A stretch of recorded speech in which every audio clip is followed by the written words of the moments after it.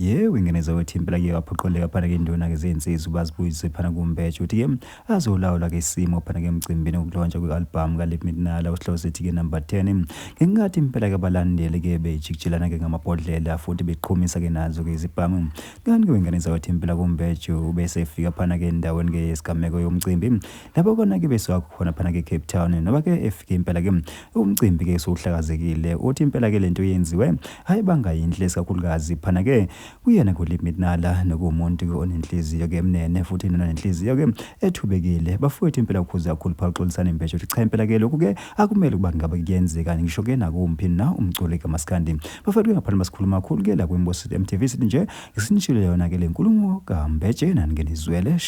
sengifikile la ngisejiphe ePakinade kunomcimbi khona kaLimit ngizose ngibizwa izinduna zasemahostela ngoba zazi mina umcimbi mawula usuku ungami ngizwile kuthiwa kuqhuma isibhamu la sengifika ngizolungisa isimo angiyithandana into eyenzekile noma ingabade ngiyazazi ihleze ixabana ibanga umnsizwa kodwa sengifikile ngithi ngizoyifika ngizoyikhuza ngoba ikhuzwa yini umcimbi mawusejiphe usuku ungami bafowethu la ejiphi kumanje ngizolungisa leso simo ngiyafika kusekho umuntu nami ngisuka le ngase Cape Town lapho ngikhona ngenxa yamatoho lapha engibambe khona kodwa angithandanga ngisepakeni ejiphi lesimo umfana kumele simemukele kanje.